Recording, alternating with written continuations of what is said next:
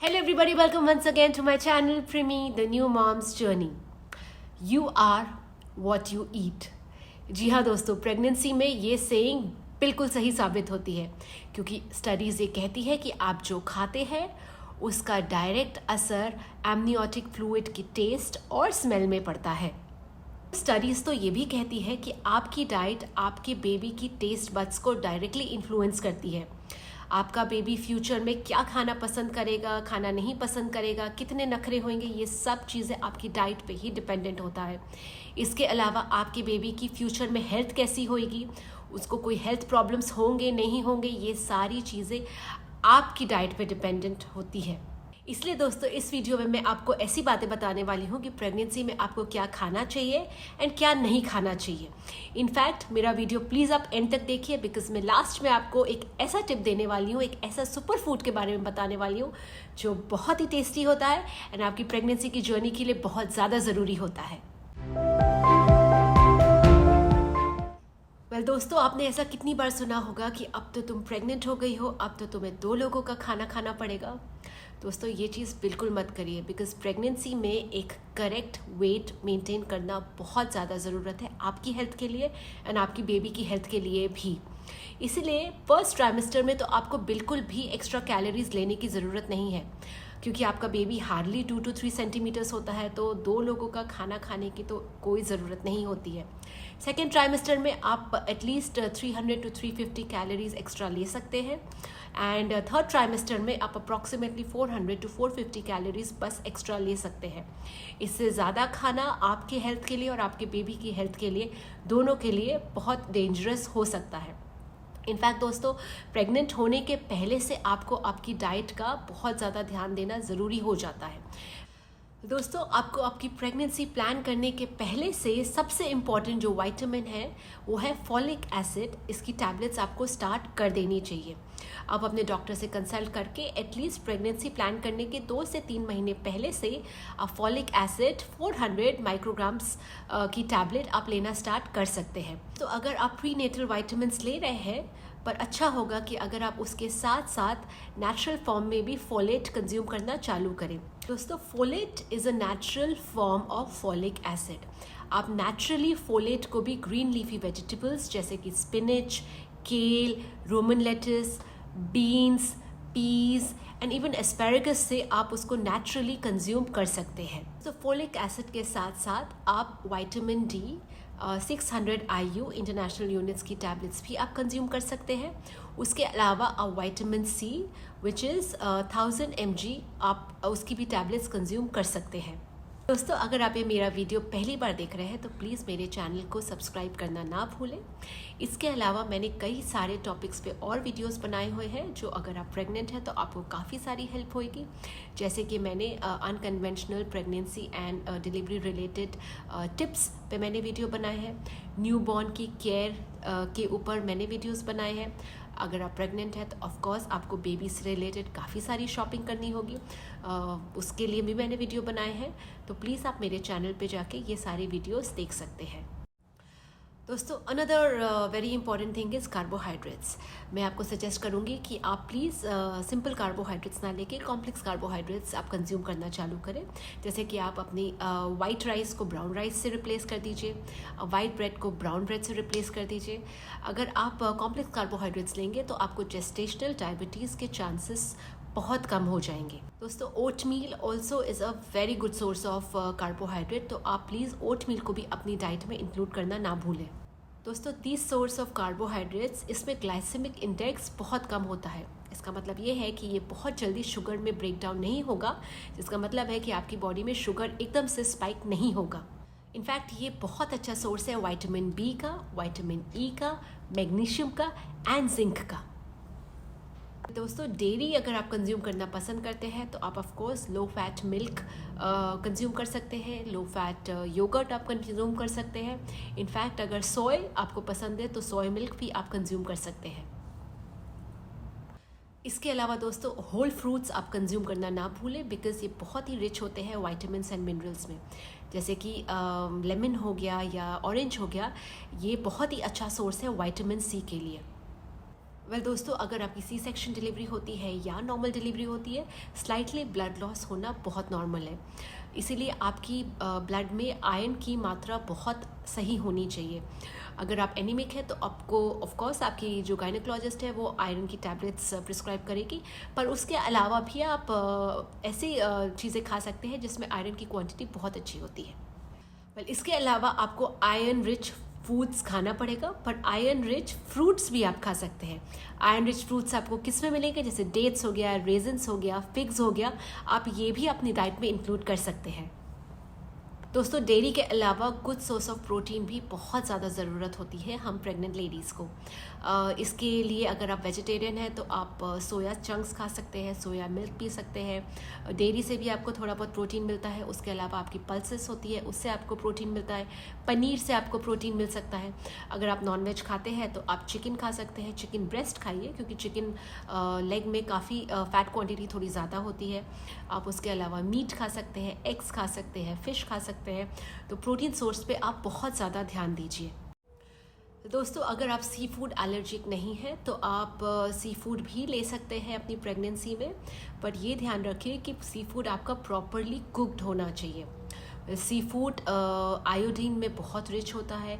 Iodine हमारे thyroid hormones के formation के लिए बहुत ज़्यादा ज़रूरी होती है। इनफैक्ट अगर गुड सोर्स ऑफ आयोडीन आप लेंगे तो आपके बेबी की ब्रेन डेवलपमेंट में भी आयोडीन हेल्प करता है। बस इतना ध्यान रखिए कि सी फूड बिल्कुल भी आप रॉ कंज्यूम ना करें, उसके रिस्क बहुत ज़्यादा होते हैं। फ़िश और श्रिम्प्स जो होते हैं वो बहुत अच्छा सोर्स होते हैं विटामिन ए के एंड DHA के। सो आपके बेबी की ब्रेन डेवलपमेंट एंड ग्रोथ के लिए सी फूड एक बहुत अच्छा ऑप्शन है। दोस्तों, अगर आपको फ़िश खाना पसंद है तो बिल्कुल ध्यान रखिए कि आप ऐसी फ़िश ना खाएं जिनका मर्क्यूरी लेवल बहुत हाई होता है, क्योंकि मर्क्यूरी लेवल आपकी बेबी की ग्रोथ एंड डेवलपमेंट में प्रॉब्लम क्रिएट कर सकता है।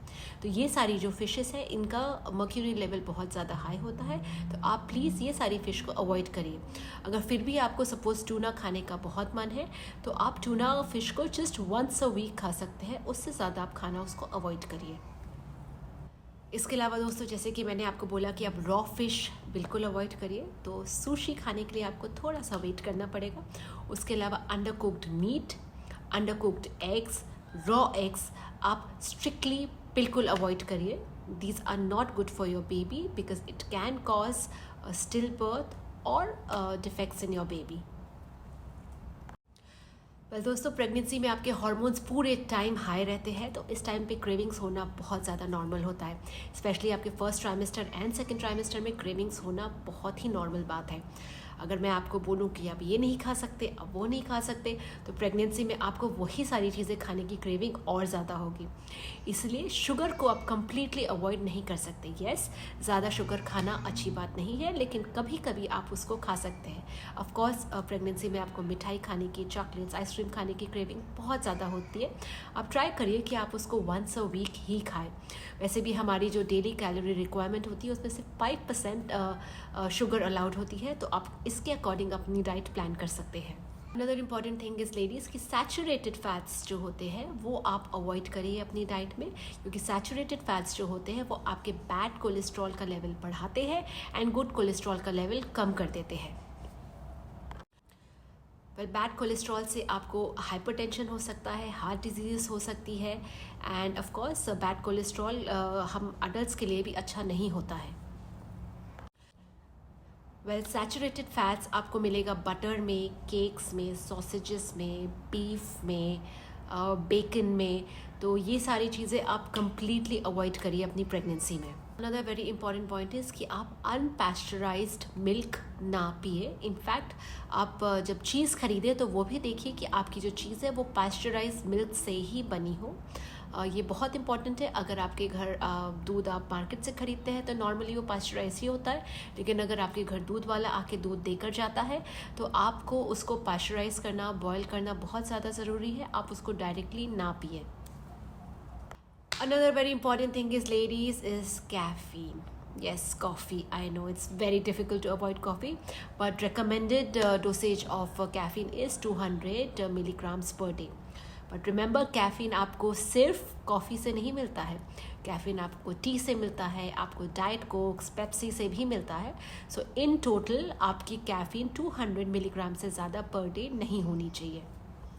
दोस्तों कैफ़ीन, शुगर तो बहुत ही ज़्यादा इम्पॉर्टेंट चीज़ें हैं जो हमें अवॉइड करनी चाहिए, बट उससे ज़्यादा इम्पॉर्टेंट है strictly no alcohol, no wine, no gin, no vodka, no whisky, nothing. Yes, it is little difficult for us जो रेगुलरली पार्टी करना पसंद करते हैं, but we can do anything for the baby, right?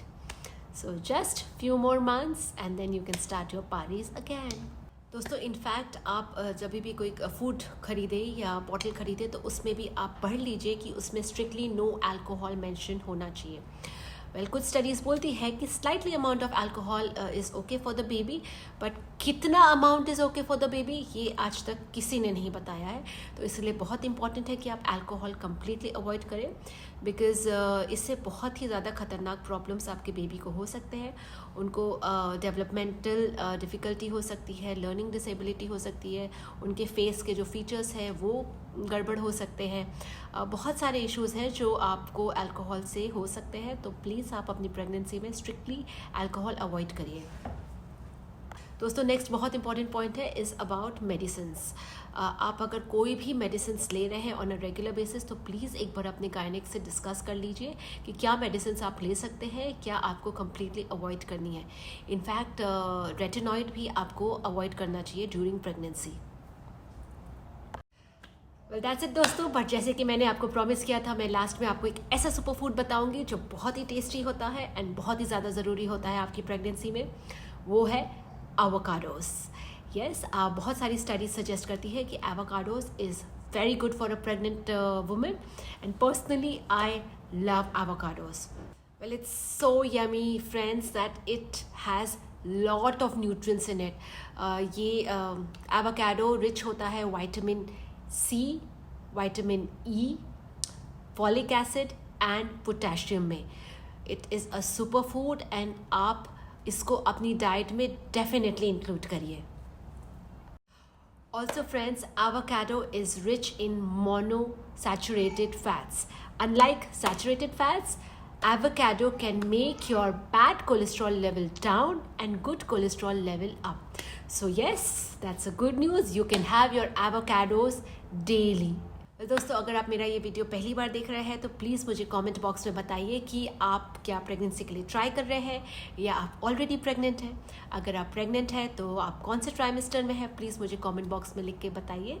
And अगर आपको मेरा content अच्छा लग रहा है तो प्लीज़ मेरे चैनल को सब्सक्राइब करिए एंड मेरे वीडियो को थम्स अप देना ना भूलें। Thank you so much.